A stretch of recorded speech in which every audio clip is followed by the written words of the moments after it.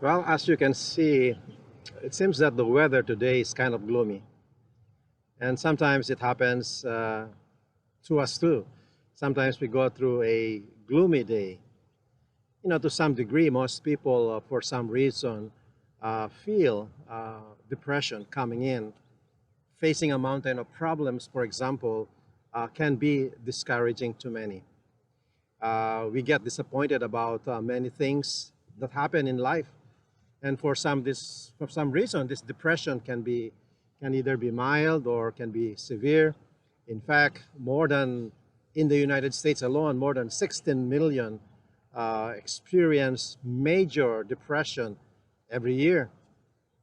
And depression can have some really dramatic changes in a person's life. It can lead to even violence and anger and a lot of worry and even illness and sickness. And depression often affects our attitudes and our health, and it makes for a less efficient, and it kind of weakens us. It saps our energy. In fact, depressed workers miss work often and do lower quality work. Um, there are times when we need to go to somebody that we trust, somebody that we can talk to, a friend, maybe go to a minister for counseling.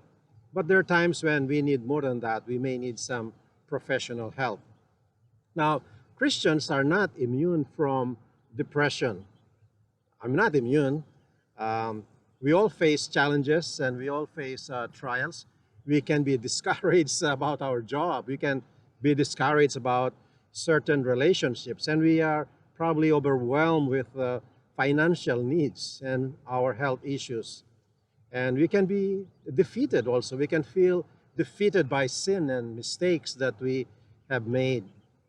And we can be burdened uh, by knowing that we have some friends who may need to hear the gospel, but they just don't care about it and are often involved in sins, influenced by the world. But the Bible does tell us something about depression, and it's an encouragement. In Isaiah 43, verses 1 and 2, Isaiah the prophet has experienced this. And so here it says in verses 1 and 2 of Isaiah 43, "Do not fear, for I have redeemed you. I have summoned you by name. You are mine." Get it? It says, "I have redeemed you. I have summoned you by name, and you are mine." God is saying, when you pass through the waters, I will be with you. When you pass through the rivers, they will not sweep over you.